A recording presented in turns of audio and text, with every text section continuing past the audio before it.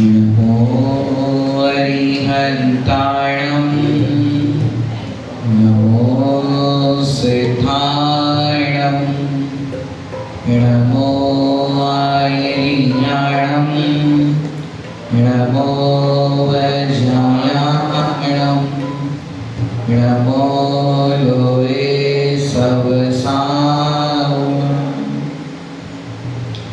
सत्तीर्थ मीर प्रभु का जग में प्रवर्ते निज तत्व बोध पाकर सब लोक हर्ष दुर्भावना न आवे मन में कदापि निर्विघ्न निर्विकारी आराधना प्रवर्ते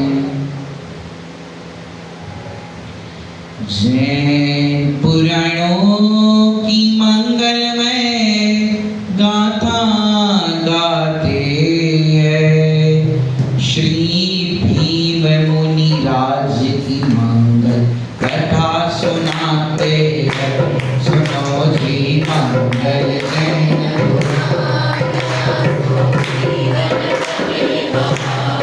जैसे कल आप दोहरा रहे थे महिपाल का मंगलकारी चरित्र, खाली नाम बदलना है, श्री भीम मुनिराज की मंगल कथा सुनाते, बाकी से कुछ नहीं।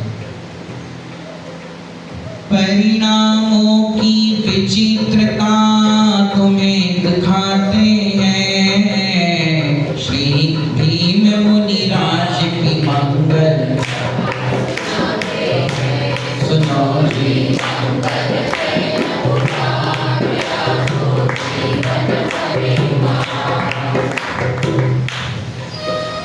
भीम मुनिराज की कथा।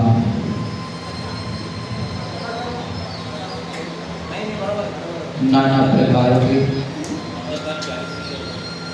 परिणामों की विचित्रता को बताने वाली कथा। यूं तो कथा सब जीवों की एक ही है, विराधना और फिर आराधना। सब कथाओं में आपको ये दिखेगा, विराधना के फल में क्या दशा हुई और फिर आराधना करने पर क्या दशा हुई। परिणति इस जीवन की तीन भांति वर्णी, एक पुण्य, एक पाप, एक राग हरणी और वीतराग भाव ही भवसागर करनी। यहाँ भीम मुनिराज की कथा, उससे पूर्व हम आपको ले चलते हैं पूर्व भवों की ओर।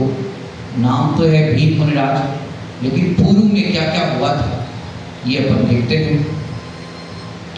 श्री दत्त सृष्टि की पुत्री रतिकांता थी भाई, भवदेव संग विवाह की सृष्टि विचारे पर संयोग है कर्माधीन, पर संयोग है कर्माधीन। श्री गुरुवर कहते हैं श्री भीम मुनिराज की मंगल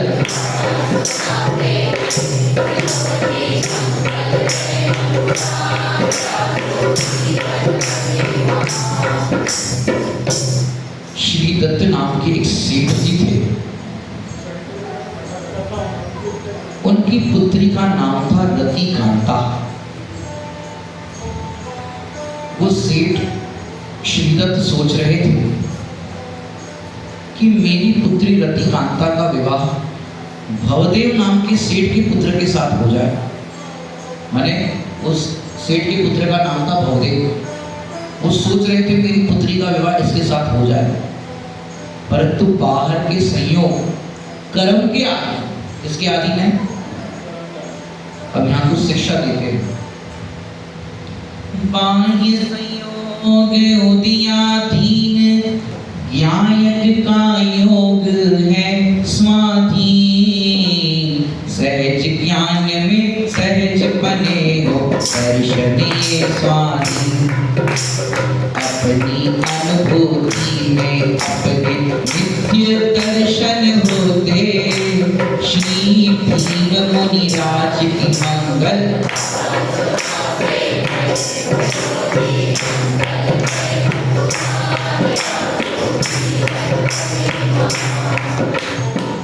बाह्य संयोग तो उदयाधीन होता है, पर ज्ञान का योग तो स्वाधीन है। और सहज ज्ञान में, सहज दर्शन में अपनी अनुभूति सहज ही होती है। वो तो दर्शन देने के लिए सदाकाल भगवान अपना मौजूद है। चार गति में जीव जाने के लिए पराधीन है। क्या कहा? चार गतियों में जाने के लिए जीव पराधीन है। उसे चार गति में जाने के लिए कुछ बाहर में यत्न करना पड़ता है।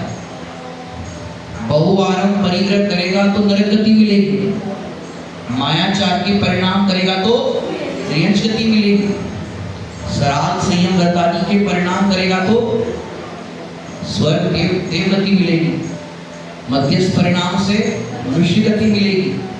लेकिन मोक्ष के लिए बाहर में क्या करना पड़ता है? बाहर में कुछ नहीं करना है, जैसा वस्तु का स्वरूप है वैसा स्वीकार करना है। यहाँ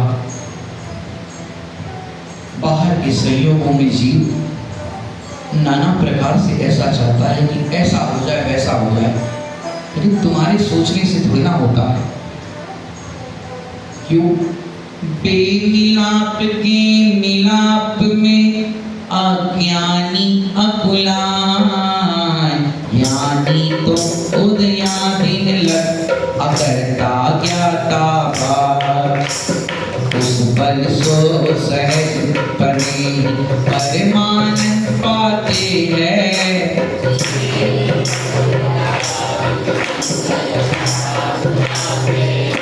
सुनो जी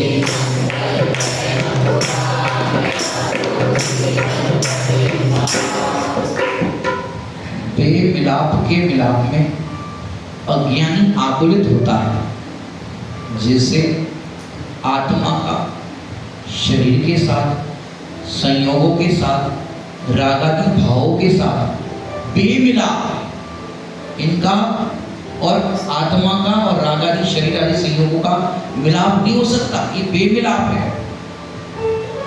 और अज्ञानी उसमें आकुलित होता है। ज्ञानी तो उदयाधीन जो परिणमन होता है उसका अकर्ता ज्ञाता रहता है, और उसी बल से ज्ञानी सहज ही आनंदित रहता है। प्रस्ताव भेजा गया भवदेव के यहाँ पर श्रीदत्त सेठ जी के माध्यम से कि हम अपनी पुत्री रति कांता का विवाह भवदेव के साथ करना चाहते हैं। भवदेव के पिता ने भवदेव से कहा, तो भवदेव देखो क्या कहता है। भवदेव बोला, मैं विदेश यात्रा पे जा रहा, 12 वर्ष उपरांत आकर विवाह करूंगा। 12 वर्ष के इंतजार का वचन लेते हैं। श्री भीम मुनि राज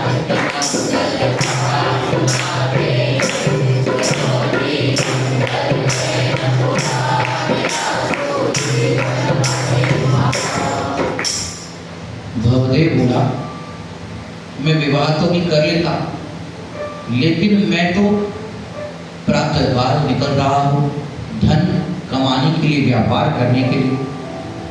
12 साल बाद वापस आऊंगा। यदि तब तक इंतजार कर सकते हो तो बोलो। क्या बोला? विवाह तो करूं, लेकिन 12 साल के बाद करूंगा। बोलो आप लोग होते तो क्या करते? 12 साल के बाद शादी होगी। वाह, माने देखो कल का कोई भरोसा नहीं है, और ये 12 साल की बात कर रहा है। 12 साल के बाद मैं विवाह करूंगा, अगर रुक सकते हो तो बोलो। अरे ऐसे ही तो जी आगे आगे की योजनाएं बनाता है। मैं नाना प्रकार से ये करूंगा, जैसे कई दृष्टांत आते हैं। शेख चिल्ली मुंगेरी लाल के सपने सब चाहता है, ये सब जीव करता रहता है, लेकिन योजना तो भविष्य की बनाता है। तो वो तेरे सोचने से नहीं होता, क्योंकि सिद्धांत वर्तमान पर्याय में भविष्य की पर्याय का अभाव है। कौन सा अभाव? अत्यंत अभाव। मुझे आप लोग को अभाव भी सिखाना पड़ेगा लगता है। वर्तमान पर्याय में भविष्य की पर्याय का अभाव, ये भी गड़बड़ कर रहे। अरे प्रध्वंसा भाव लगता है, क्लास इसकी भी लगानी पड़ेगी 4 अभाव में लगे, उसके लिए तो 8 दिन कम से कम लगे। इसको कहते हैं प्रध्वंसा भाव, वर्तमान पर्याय का भविष्य की पर्याय में अभाव। इसको फंडामेंटल बहुत मजबूत करना चाहिए, ये बहुत इंपॉर्टेंट चीजें हैं, हर जगह लगे। भवदेव वर्तमान पर्याय में भविष्य की सोच रहा है, 12 साल के बाद विवाह कराना। अरे भैया, वर्तमान में भविष्य का अभाव है। देखो क्या हुआ, भोगों की भोग की चाह से व्यर्थ ही पाप कमाए। ध्यान से समझना, आगे आगे की कामना करते ना, होना नहीं होना ही तेरे हाथ में नहीं है, लेकिन भोगों की आगे के भोगों की चाह से व्यर्थ ही पाप कमाए। और ध्यान से समझना, एक चीज बहुत अच्छी है अभी इसमें, आगे के भोगों की चाह से व्यर्थ ही पाप कमाए। मिले न पर वे पाप की गठरी काट के जाए। उन अध्यवसानों के परिणाम से, अध्यवसान के परिणामों से ये दुख पाते हैं। वहीं श्री भीम मुनिराज की मंगल सुनो जी।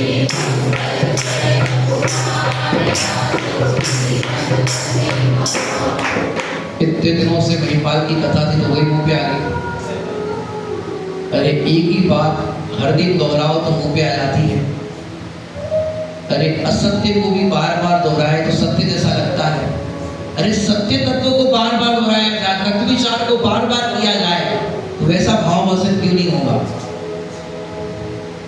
आगे की भोगों की चाह से जीव व्यर्थ पाप कमाता है। वो भोग मिले नहीं पर पाप की गठरी साफ के लेके जाएगा। और ऐसे ही अत्यवसान भावों से अर्थात मिथ्या अभिप्राय से जीव वर्तमान में भी दुखी होता है और आगामी काल में भी दुखी होता है। माने देखो, ये जीव नाना प्रकार के भोगों की चाह में वर्तमान में ही पाप कमाता है। यह भवदेव ने तो आगे जहाज लेकर के चल पड़ा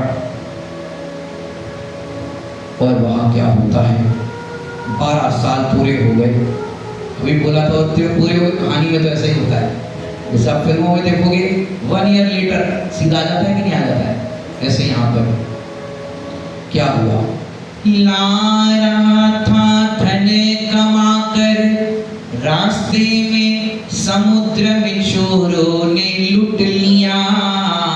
अब जरा ध्यान से समझना, 12 साल बाद मैं धन कमा के आऊंगा, फिर विवाह करूंगा, फिर बच्चे होंगे, फिर ये होगा, फिर ये होगा। बताओ क्या होगा? 12 साल के बाद क्या होगा? ध्यान से समझो। ला रहा था रास्ते में चोरों ने लूट लिया, मुश्किल से समुद्र तैर कर वापस वो आया। आने में उसके देर हुई, आने में उसे देर हो गई। 12 वर्ष हुए पूरे, सृष्टि पुत्र सुकाट संग रतिका का विवाह रचा। भवदेव आया जान हाल बा, रोदित होते हैं कथा सुनाते।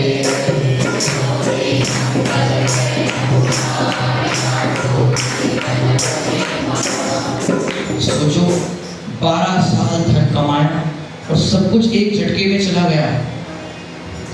इससे ये बात समझना, 12 साल तक उसने धन तो कमाया, परंतु वो धन टिके ऐसा पुण्य नहीं था। एक झटके में चोर ने तो क्या किया, एक झटके में लेके चला गया।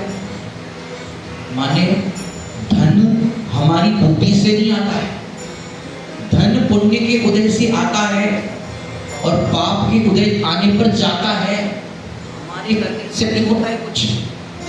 ये सिद्धांत बराबर ध्यान रखना, तो कहीं पर भी हम दुखी नहीं होंगे। देखो मैंने क्या बुद्धि से पैसा कमाया, हमने 50,000 का सोना था तब खरीद लिया था, और अब कितना हो गया?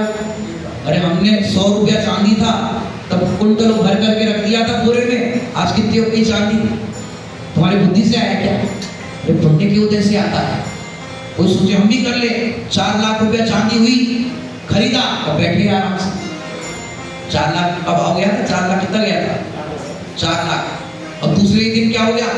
2 दिन में आधा हो गया। और तो बुद्धि से आता है क्या?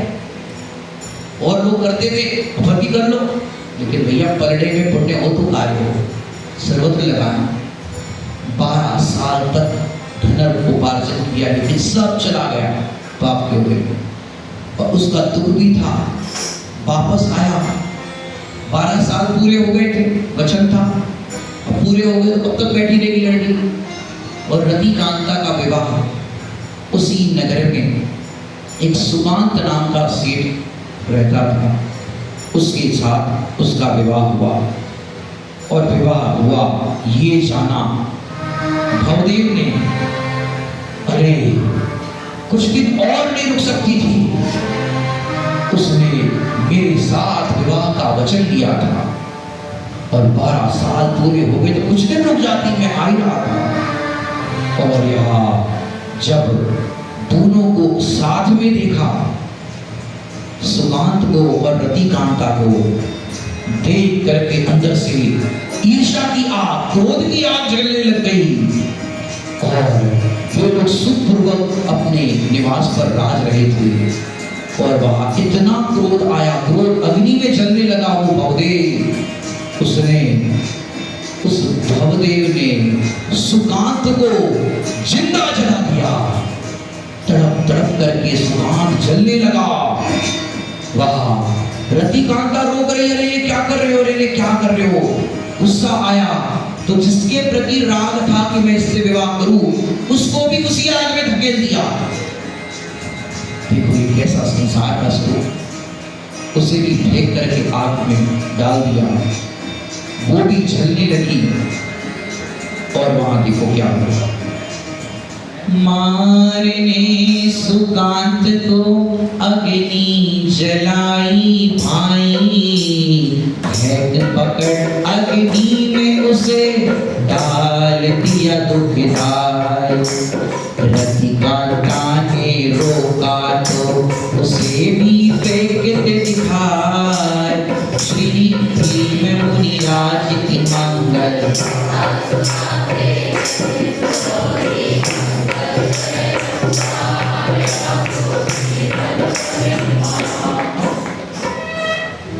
रति कांता और भव क्या नाम था, श्रीकांत, सुकांत, दोनों ही जल करके अग्नि में मर गए।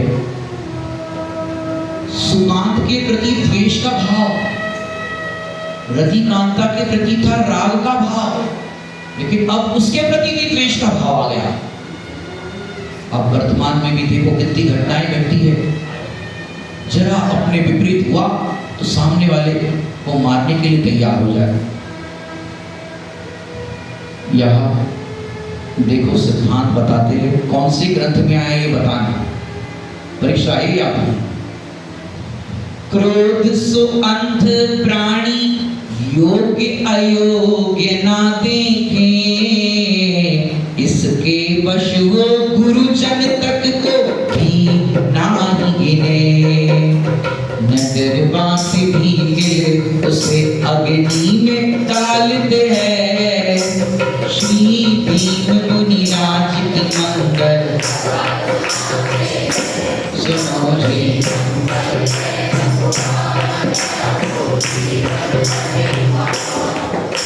बोलो कौन से ग्रंथ में है? क्या कहा?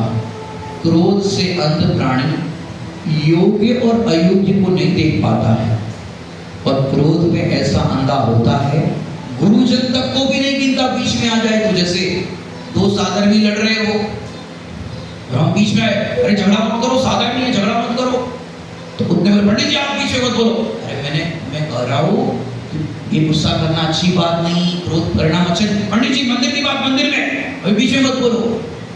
ये क्या है? गुरुजन तो को बीच में आए तो उनको नहीं गिनता है। कौन सी ग्रंथ में आए? कोई बात नहीं, अगली पंक्ति से तो याद आ जाना चाहिए, ऐसे स्वाध्याय होना चाहिए।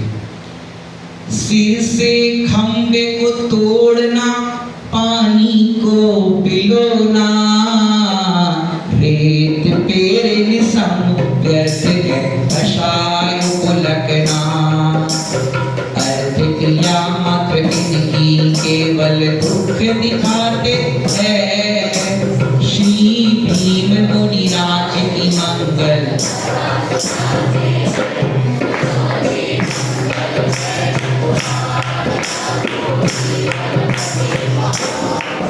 बोलो किसी को याद आया? कौन सी ग्रंथ में आया? क्या कह रहे हैं? कषाय करना ऐसा है कि जैसे सिर से खंबे को फोड़ना।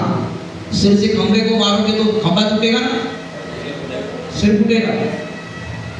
सिर से खंबे को तोड़ना, पानी को पिलोए तो घी निकलेगा ना, अरे रेत को पेरे तो तेल निकलेगा ना। कि हमारा सारा पुरुषार्थ व्यर्थ जाता है। क्यों? क्रोध करने से कोई सुखी होता है क्या? अरे मोक्ष मार्ग प्रकाशित जी ग्रंथ में आया कि नहीं आया? चार कषाय का वर्णन आया। जब जीव को क्रोध कषाय होती है तब जीव क्या करता है कि योग्य अयोग्य का विचार नहीं करता है। गुरुजन तक भी बीच में आए तो उन्हें भी नहीं गिनता है। अरे कषाय करना तो ऐसा है, पर द्रव्य को अपने अनुसार परिणमाना तो ऐसा है, जैसे खंबे से सिर को फोड़ना, पानी को पिलोना। लिखा है पंडित साहब ने, टोटरमल साहब ने। बोले पूरे ग्रंथों का आपको मैटर मिलेगा, आगे और भी ग्रंथों का आएगा, आप लगाना। और वहां उस भवदेव को, नगरवासी को पता चला। भवदेव को भी नगरवासियों ने मिलकर के जिंदा जला दिया कि तूने जैसा किया वैसी तुझे सजा। और वहां भवदेव भी अग्नि में जल करके मर गया। देखो परिणामों की कैसे विचित्रता। एक समय का परिणाम आया, खुद भी मरा और दो लोगों को भी मार दिया। ये कैसी संसार की विचित्रता है। अभी 3-4 साल पहले मेरा जेल में जाना हुआ, सेंट्रल जेल छिंदवाड़ा। मैं घबराओ मत, प्रवचन करने गया था मैं सेंट्रल जेल छिंदवाड़ा में। लगभग 700 कैदी थे, लॉकडाउन के बाद जाना हुआ। वहां पर कुछ कैदी ऐसे भी थे कि जिनने वास्तव में अपराध नहीं किया, ना वो क्रिमिनल है प्रोफेशनल। किसी ने गाली दी, दोस्त बोले अरे तूने गाली सुन ली, तेरे को गाली दी, तेरे को उसने ऐसा करा, गुस्से में आओ देखा ना खाओ, दे दिया, उसको मार दिया। अब जेल में बैठे, तुरंत कोई प्रतिक्रिया नहीं देनी चाहिए। कषाय आए तो कुछ देर हो जाना चाहिए। एक प्रसंग आता है चारुदत्त चरित्र, पढ़ा है किसी ने? नहीं पढ़ा? चारुदत्त चरित्र। उसमें जो चारुदत्त के पिता थे, बहुत क्रोध आता था। संत से मिलना हुआ, उन्होंने कहा कषाय आए तो 7 कदम पीछे हट जाओ, तुरंत प्रतिक्रिया मत दो। और हुआ एक दिन चारुदत्त की पत्नी और चारुदत्त और चारुदत्त के पिता दोनों व्यापार हेतु दूसरे गांव गए थे। चारुदत्त वहीं रुक गए दूसरे गांव में, पिता घर की ओर रवाना हुए। उस दिन मंदिर में नाटक वगैरह होते, सांस्कृतिक प्रोग्राम, तो सास बहू ने रोल किया था, सासू माँ ने पुरुष का रोल किया था, नहीं स्त्री का रोल किया था। और बहू ने पुरुष का रोल किया था। अब घर के दोनों पुरुष तो बाहर थे, दोनों सास बहू एक ही बिस्तर पर सो गए और वही वेशभूषा की, बहू की पुरुष वाली वेशभूषा और सासू की लेडीज वाली, और साथ में सो गए। वहां पर चारुदत्त के पिता घर पहुंचे और ये देखा कि अरे ये कौन सो रहा है मेरी पत्नी के साथ, तलवार निकाल दी। एकदम संत के वचन याद आए, जब भी कषाय आए तो 7 कदम पीछे हट जाना। और वहां देखा जैसे ही 7 कदम पीछे हटे, कुत्ते में बहू बोली, अरे मम्मी जी जरा सरकना, बहुत गर्मी लग रही। और वहां देखा ये तो बहू है, ये तो सास है, मेरी पत्नी है। अगर वहां क्रोध में तलवार चला दी होती तो क्या होता, समझ में आया कि नहीं आया? इसलिए तुरंत कषाय आए तो प्रतिक्रिया नहीं देनी चाहिए, नहीं तो ऐसी दशा होती। यह देखो सुकांत और रतिकांता का क्या हुआ। मरण कर दोनों, कौन? सुकांत और रतिकांता। मरण कर दोनों कबूतर कबूतरी भव माही, प्राप्त पर्याय में तन्मय हो उन्हीं बोधों में हार। तेग बिलाव हुआ और परिणाम है दिखार।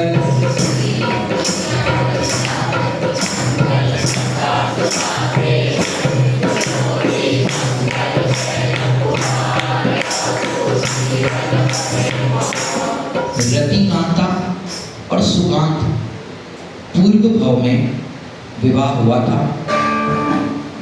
अपने को सेठ सेठानी मान रहे थे, प्राप्त पर्याय में तन्मय। अब कबूतर और कबूतरनी के भव में है दोनों, वहां अपने को कबूतर और कबूतरनी मान रहे हैं। ये जीव प्राप्त पर्याय में तन्मय हो जाता है, मगन हो जाता है। कहाँ ये बात? मोक्ष मार्ग प्रकाश वाले में प्राप्त पर्याय में तन्मय हो जाता है। करना क्या था?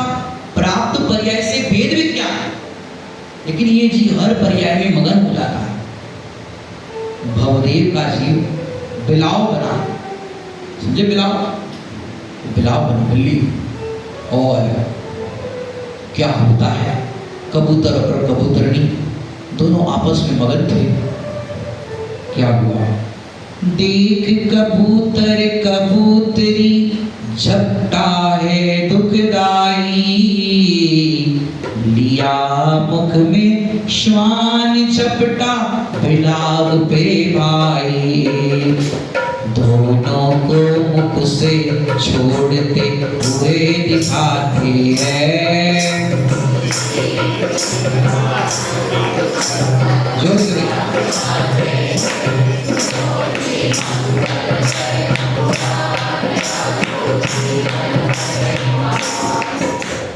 कबूतर और कबूतरनी दोनों आपस में मगन थे। उस समय बिलाव आया धीरे धीरे और कबूतर कबूतरनी को दोनों को पकड़ा और गर्दन से पकड़ा, और पीछे से कुत्ता आया, कुत्ते ने बिलाव को पकड़ा। कुत्ते ने जब बिलाव को पकड़ा तो उसने कबूतर कबूतरनी को छोड़ दिया। जैसे उस बिलाव ने कबूतर कबूतरनी पर झपट्टा मारा, कुत्ते ने बिलाव पर झपट्टा मारा, ऐसे ये जीव भी 5 इंद्री के विषयों में झपट्टे मारता है। यहाँ पर आई लाई मोक्ष मार्ग प्रकाश और पकड़ना, फिर बदल जाएगा विषय, फिर वापस मोक्ष मार्ग प्रकाश में बोलना, दिमाग लगाना, और झपट्टे मारता है। यहाँ संसार के प्राणी किसी विषय भोगों में झपट्टे मारते हैं। वह हुआ क्या? कुत्ते ने बिलाव को पकड़ा, कुत्ते ने बिलाव के प्राण हर लिए दुखदाई। कुत्ते ने तो बिलाव के प्राण हर लिए।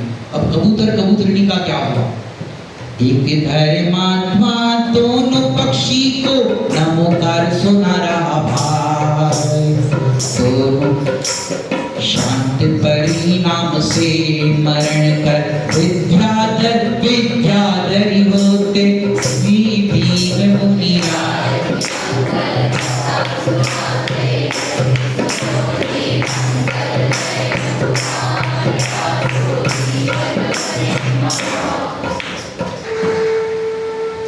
कबूतर कबूतरनी को घायल अवस्था में थे। एक धर्मात्मा वहां से जा रहा था। दोनों तड़प रहे थे। अब समय चल रहा था। नमोकार मंत्र सुनाए, परिणाम शांत हुए और उन परिणाम के शांत होने पर दोनों अगली पर्याय में विद्याधर और विद्याधरणी हुए। पूर्व के संयोग और प्रेम के कारण यहाँ पर भी एक दूसरे को देख करके फिर से वो राग परिणाम हुआ। अनेक विद्याएं सिद्ध की थी। विद्याधर थे, जैसे रावण विद्याधर था, जैसे ये भी विद्याधर थे। अनेकों विद्याएं सिद्ध की। पूर्व संस्कार के वश उनका फिर पुनः विवाह हो गया और विवाह होते ही विद्याधर और विद्याधरणी अपने विमान के अंदर घूमने के लिए निकल गए। और क्या होता है वहां घूमने के लिए गए तो उपयोग की भ्रमणाई भ्रमणा को जन्म सुदेय, पंच परावर्तन में वर्तन नित्य ही उससे हो, निज भाव में परतो, निज भाव में परतो। यदि दुख मिटना चाहते हैं कथा सुनाते हैं, सुनो जी।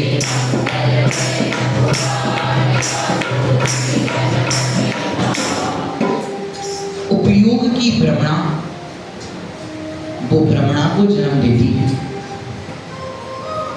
यह 5 प्रकार के परावर्तन होते हैं।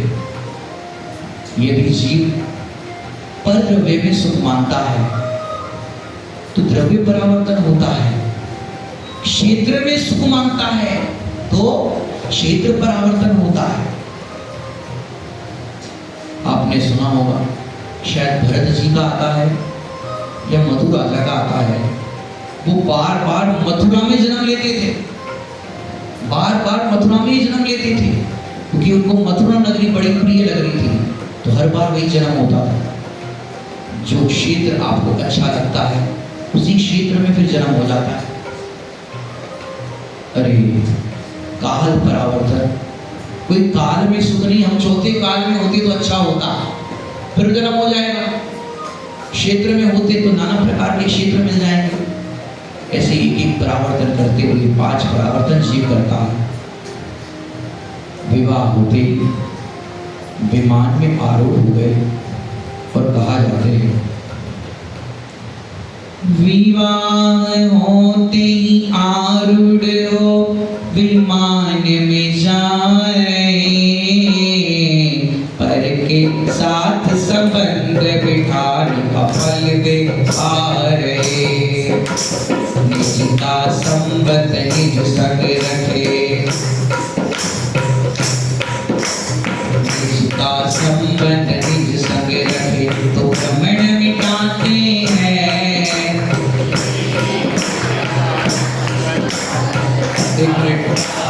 श्री भीम, ऐसा लंबा नहीं करना है।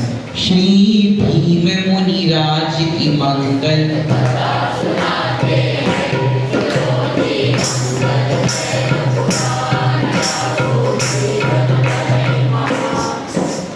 विवाह होती विमान में आरूढ़ हो गए और वह घूमने के लिए निकले। पर के साथ संबंध जो बिठाया उसी का फल पा रहे थे और एक एक भाव बढ़ रहे थे। यदि जीव पर से संबंध हटा करके अपने स्वभाव के साथ संबंध जोड़ दे तो भाव भ्रमण मिट जाते हैं। अरे एक एक वस्तु में सुख बुद्धि रखता है तो वो अनेकों भाव बढ़ते हैं और फिर ये जीव दुख पाता है। एक कथन दोपहर में भी किसी ने प्रश्न किया था तो उसका थोड़ा सा और खुलासा कर देता। जो आप लोग को विवक्षा ज्ञान में है वो तो आपको ज्ञान में है। जो मैंने एक बाबूजी जी साहब का स्टेटमेंट दिया था कि दुख क्या है, तो बाबूजी गुरुजी साहब ने आध्यात्मिक कथन में कहा। कौन से कथन में? आध्यात्मिक। दो कथन होते हैं, एक आगम का कथन, एक अध्यात्म का कथन। अध्यात्म के कथन ध्रुव की ओर से होते हैं, पारिणामिक भाव की ओर से होते हैं, स्वभाव की ओर से होते हैं। तो आध्यात्मिक कथन बाबूजी ने ये किया, दुख काल्पनिक द्रव्य की, काल्पनिक गुण की, काल्पनिक पर्याय। दूसरी विवक्षा जो आप सभी कह रहे थे वो भी सही है, क्योंकि मोहनीय कर्म के अभाव में क्या प्रकट होता है? मोहनी कर्म का अभाव होगा तो क्या प्रकट होगा? समय तो अरे अनंत ज्ञान, अनंत दर्शन, अनंत सुख, ज्ञानवाणी, दर्शनावणी और मोहनी। तो मोहनीय कर्म के अभाव में अनंत सुख प्रकट होता है। तो ये दर्शन मोहनीय और चारित्र मोहनीय का मिला जुला मिश्रण कहेंगे तो ठीक है, जिसको अपन चेहरारम भी कहते हैं आश्रव दुखकार घनेरे। तो आश्रव भाव दुखकारी है। दूसरा समय सार जी की 72 नंबर की गाथा अंदर आया, असुचि पना विपरीतता ये आश्रवों का जानकर, दुख का कारण जानकर। असुचि भाव है, विपरीत है और दुख के कारण कौन? आश्रव भाव। तो ये श्रद्धा गुण और चारित्र्य गुण का विपरीत परिणाम, ये आगम का कथन है, बराबर। तो जिसको भी शंका थी उनके लिए थोड़ा सा मैंने कहने का भाव आया। तो वो आगम का कथन है, दर्शन मुनि चारित्र मुनि का जो विपरीत परिणाम है उसे तो कहना, और ये जो बाबूजी गुरुजी ने कहा ये अध्यात्म का कथन। तो दोनों कथन बराबर अपने अपने स्थान पर समझना। यहाँ क्या हुआ, विवाह के बाद दोनों घूम रहे थे और क्या होता है, फिर तो देखने योग्य कोई जग में लगे नाई, एक शुद्धातम सुंदरतम तीनों युग माई, अंतर्मुख हो करो दर्शन वे गुरु कहते हैं।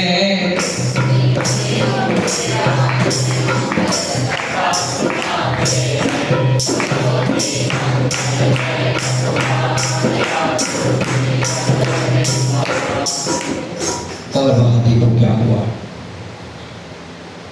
वे दोनों सुखपूर्वक विद्याधर और विद्याधरी रह रहे थे।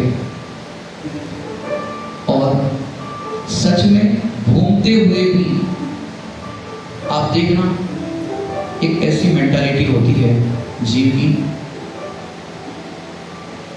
जो अपने लॉकडाउन में खास तौर पर देखी होगी, जो वर्क फ्रॉम होम करते हैं, उन्हें जब मुंबई लोकल वाले देखते थे भैया हमको ट्रेन के धक्के खाने पड़ते हैं रोज, इनकी लाइफ बहुत बढ़िया है, घर पे बैठो लैपटॉप पे काम करो, कितना बढ़िया काम है।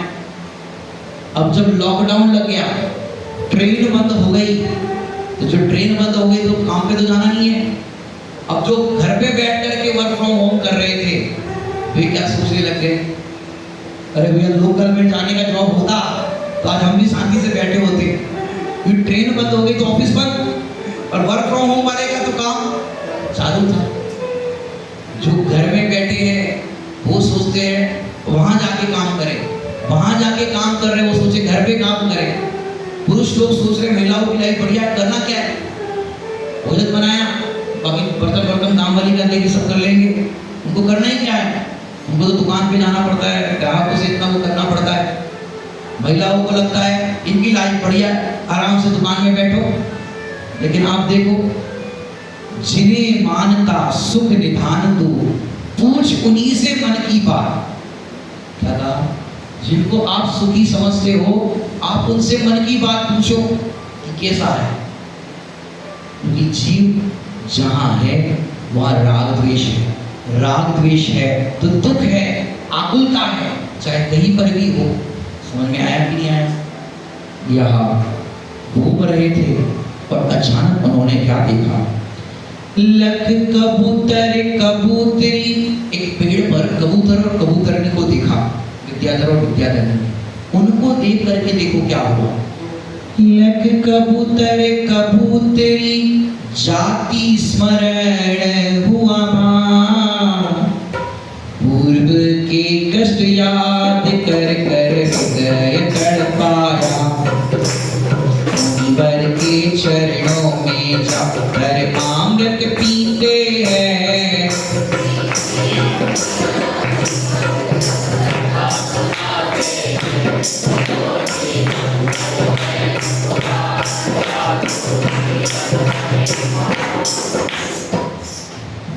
जाति स्मरण हुआ, अरे पूर्व भाव में हम कबूतर कबूतरनी थे, अरे उससे पूर्व हम सुकांत रतिकांता थे, अरे हमको जिंदा जलाया गया था, अरे कबूतर कबूतरनी के भाव में हमको बिलाव ने खाया था। ये संसार की कैसी विडंबना है, ये कैसी दशा है। काल चक्र तो चलता जाएगा, अरे हमें अपना आत्महित करना चाहिए। मुनिराज के पास गए, पूर्व के कष्टों को याद करके तड़पने लगा हृदय, और मुनिराज के चरणों में धर्मामृत पीते। मुनिराज ने भी कहा, दुखों से छूटना चाहते हो तो श्रावण्य अंगीकार करो, अर्थात मुनिराज बनो, क्योंकि आत्मा के सुख को प्राप्त करना है तो आत्मा का ही आश्रय करना पड़ेगा।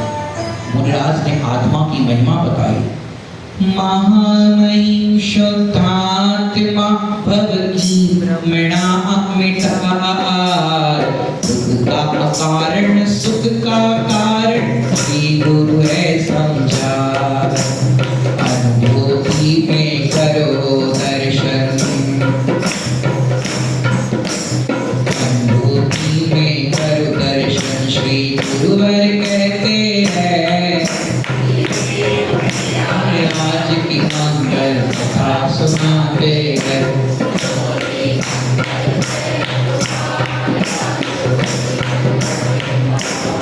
मुनिराज ने कहा, महामहिम तो शुद्धात्मा है, द्रव्य कर्म भाव कर्म 9 कर्म से रहित है। इस शुद्धात्मा की दृष्टि करो, शुद्धात्मा की दृष्टि करो, और शुद्धात्मा की दृष्टि करने पर परम आनंद का झरना चलेगा, और परम आनंद का झरना झरने पर ऐसा आनंद प्रकट होगा जो पहले कभी नहीं हुआ। वह उपदेश सुना, और ये पूरा पंचलब्धि का लगा देना। मुनिराज ने कहा, ये आत्मा को उन्होंने शब्द सुना, शब्द सुनकर के भावासन हुआ, और भावासन होने पर तत्व विचार चला, और तत्व विचार चलते चलते तत्व निर्णय की भूमिका में आ गए। जो 2-4 दिन से अपना लंबा चौड़ा अपना व्याख्यान चल रहा है, अधकरण और पूर्वकरण और विशुद्धि लब्धि ने पात्र, अब बताओ क्या है क्या। और सुनते से ही जाने हार पे दृष्टि टिकाते परमानंद जरा, भाग ज्ञान जुदा जुदा भेद ज्ञान प्रगटा, पावन संकित हुआ भ्रमणा का अंत दिखाते हैं।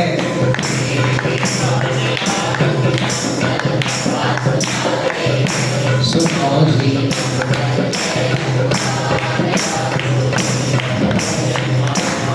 जानहार पे दृष्टि टिकाई, तत्व विचार तत्व निर्णय हुआ, और वहां रतिकांत, क्या नाम था इनका, विद्याधर और विद्याधरणी, उन दोनों को सम्यक दर्शन की प्राप्ति हो गई। आनंद के झरने झरने लगे। ऐसा कभी आनंद नहीं हुआ था, ऐसा आनंद आया, और आनंद आते से देखो क्या होता है। शुद्धात्मा अनुभव में आयो, शुद्धात्मा अवसर मिलो है आज रे, अवसर मिलो है आज रे, मुक्ति द्वार खुलो, मुक्ति द्वार खुलो, ज्ञान अनुराग जुदा जुदा जाने,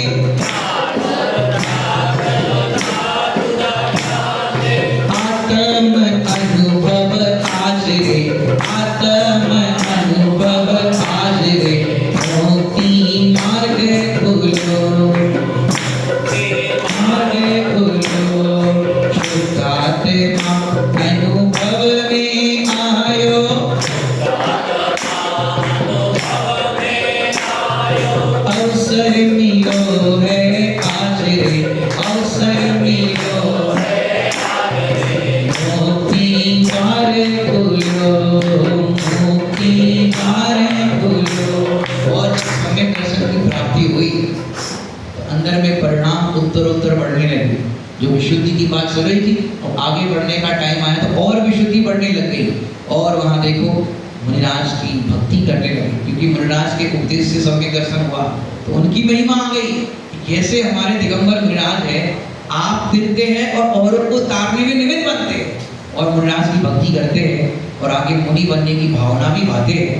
इस सच में हमें दीक्षा धारण करना चाहिए और ऐसे उनके परिणाम होते हैं कि सारा हमने अब तक जगत का स्वरूप देख लिया।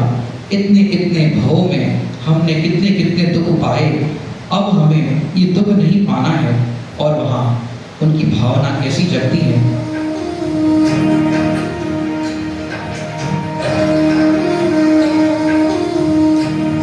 आप लोग दोहराते रहना, हल्की हल्की ताली भी बजा सकते हैं।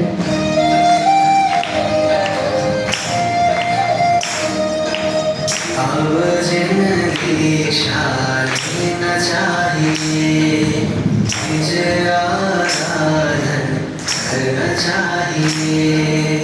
अब जिंदगी शादी न चाहिए, मुझे आराधन करना चाहिए।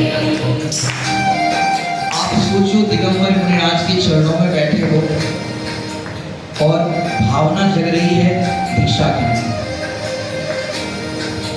जीवन का है सही ठिकाना, जहाँ से कब हो जावे जाना।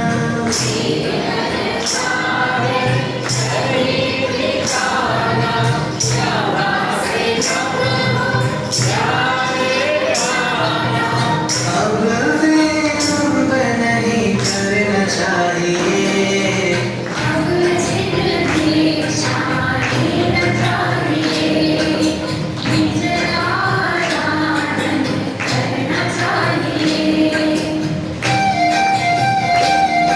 जंगल में बैठे हो और मंगल स्वरूप मुनिराज बता रहे हैं और भावना जगी है स्वाधीन स्वभाव व्यवस्था, धर्मोदय की अति विचित्रता। जोर से। धर्मोदय की अति विचित्रता, लख कर समता करना चाहिए। अब जिन्हें दीक्षा लेना चाहिए, निज आराधन करना चाहिए।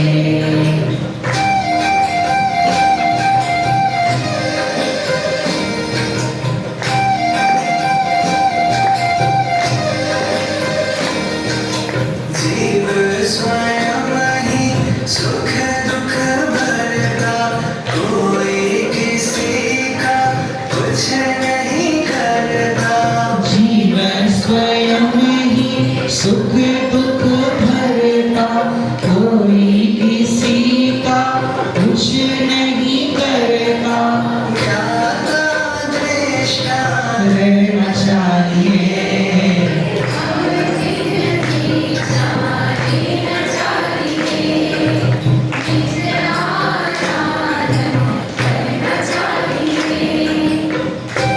भवदेव के प्रति क्रोध नहीं आ रहा है, उसने मेरा बिगाड़ा, उसका मैं बिगाड़ू। समता भाव, ज्ञाता भाव। सुख का कारण नहीं परिग्रह, परिग्रह से तो होते विग्रह। सुख का कारण नहीं परिग्रह, परिग्रह से तो होते विग्रह। अपने ग्रंथ सूर रहना चाहिए, रहना चाहिए।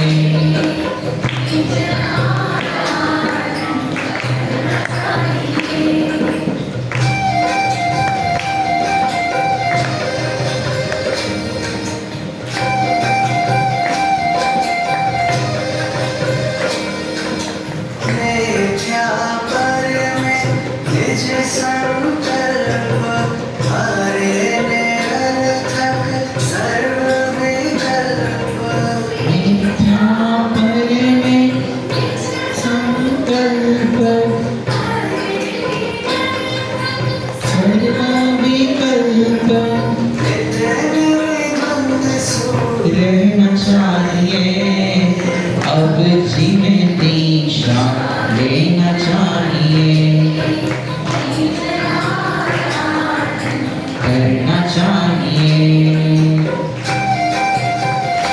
माने प्रत्येक जीव को जब दीक्षा का भाव आता है तो इसी प्रकार की भावना जगती है, चाहे अपूर्व अवसर ऐसा किस दिन आएगा। इच्छाओं की पूर्ति असंभव, अक्षय सुख निज में ही संभव। इच्छाओं की पूर्ति असंभव, निश्चय सुख निज में ही संभव। निर्वांछक ही रहना चाहिए अब जिन्हें दीक्षा।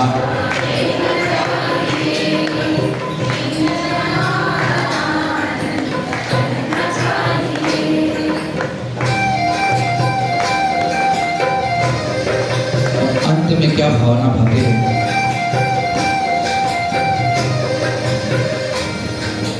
त्याग को संग महादुखदाई, होवे निश्चय शिव मग जाई।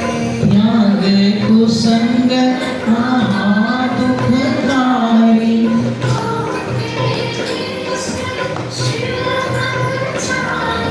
सहज असंग ही रहना चाहिए अब जिन्हें दीक्षा। निज आराधन। माने देखो हमारे पुराणों में कहीं पर भी आत्महत्या की बात नहीं की कि अब आत्महत्या करना चाहिए, मरना चाहिए। दीक्षा का सब प्रकार अवसर आया, मन में यही भाव उमराया। सब प्रकार से अवसर आया, मन में यही भाव उमगाया। सहज समाधि धरना चाहिए अब जिन्हें दीक्षा। निज आराधन करना चाहिए।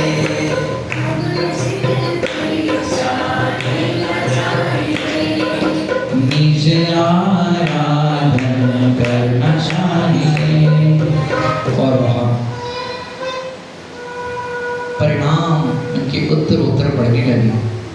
सम्यक को होने के बाद, पहले नहीं, सम्यक दर्शन हुआ, आनंद के झरने झरने लगे, संसार शरीर भोगों से विरक्त हो गए, दीक्षा के भाव हो गए दोनों को। विवाह 3 दिन पहले हुआ। कितने दिन पहले? 3 दिन पहले विवाह हुआ। और यहाँ दोनों को जाति स्मरण, सम्यक दर्शन और दीक्षा के भाव हुए। पुराणकार ऐसा कहते हैं, हाथों की मेहंदी भी नहीं सूखी थी। 3 दिन में तो नहीं जाएगा, हाथों की मेहंदी भी नहीं सूखी थी। और वहाँ दोनों के दीक्षा के परिणाम हुए। और वहाँ देखो क्या हुआ। गुरु चरणन में विद्या धरने ली दीक्षा सुखदाई, प्रचुर संवेदन करते परमानंद जराई। गणनी संग में हारी का दीक्षा धरती है,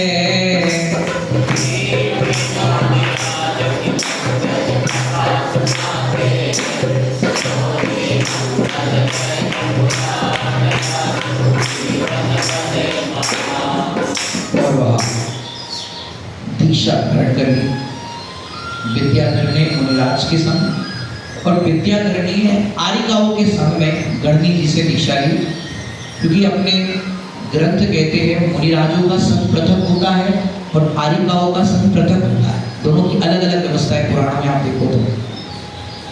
यहाँ दोनों पृथक पृथक संग में दीक्षित हो गए। वहाँ पूरे नगर में बात फैल गई कि 3 दिन पहले विवाह हुआ और दोनों पति पत्नी दीक्षित हो गए। किसी गजब की घटना है। महिलाओं ने आपस में सबने बात करी और घर गई तो अपने पति से बात करेगी कि नहीं, आपने सुना क्या, क्या हुआ, आपने सुना क्या। और वहाँ जो भवदेव का जीव था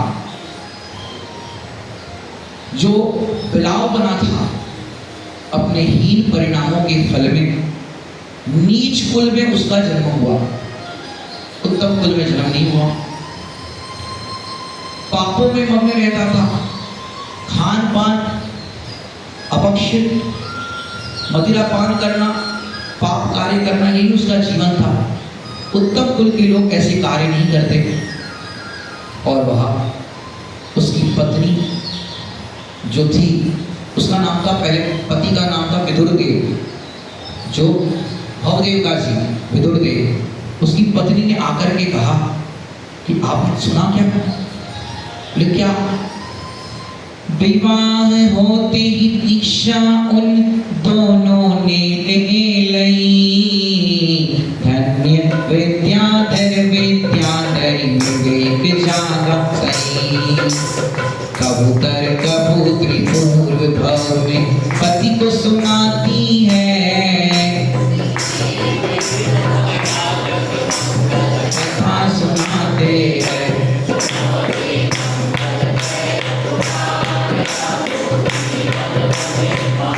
और यहाँ जैसे ही सुना पूर्व भाव की बात कि पूर्व भाव में वे दोनों कबूतर कबूतरनी थे, और उनको पूर्व भाव का जाति स्मरण हुआ कि हम कबूतर कबूतरनी थे, और वो पूरा वृतांत जान करके दोनों को वैराग्य आ गया।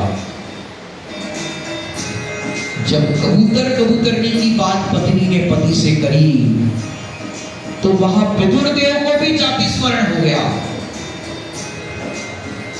वहां उन दोनों को जाति स्मरण हुआ तो वैराग्य का परिणाम आया, या विदुरदेव को जाति स्मरण हुआ तो देखो क्या हुआ। उसको भी पूर्व भव का स्मरण हुआ दुखदाई, जैसे संस्कार डालो कालांतर में जाग उठे भाई। तत्व ज्ञान के संस्कार डालो गुरुवर कहते हैं, श्री भीम मुनि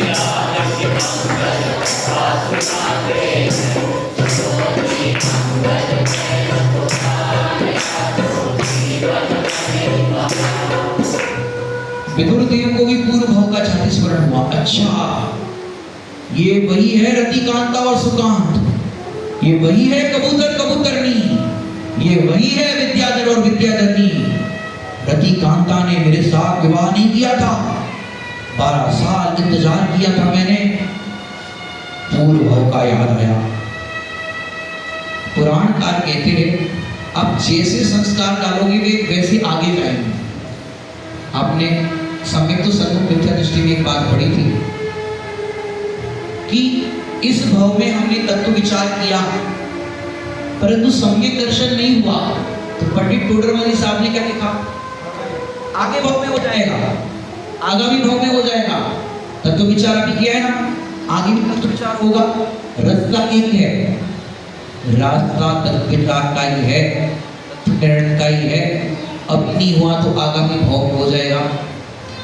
ऐसे संस्कार अभी डाले तो आगे काम आएंगे। इस प्रकार आप समझना चाहिए, उसने पूर्व में संस्कार वैर के डाले थे और अभी भी वैसे परिणाम डाल रहा है। जैसे ही जानना कि ये तो मेरे ही पूर्व भाव के वैरी है। दिगंबर मुनिराज ध्यानस्थ अवस्था में थे, पहचान लिया कि जीव है, और वहां उस विदुरदेव ने दिगंबर मुनिराज जो ध्यानस्थ अवस्था में थे उनको अग्नि लगा करके जला दिया जाता। बाहर से वो विदुरदेव गया आरिका माता जी के संग में, और आरिका माता जी के संग में अर्जिका माता हाथ पे हाथ धरे हुए थे, और वो माता जी को भी जलाने के लिए आया। अब वो विदुरदेव माता जी को जला पाएगा या नहीं जला पाएगा, क्या माता जी की रक्षा हो पाएगी या नहीं हो पाएगी, क्या होगा आगे का चरित्र जानने के लिए देखिए अब एपिसोड कर रहा है।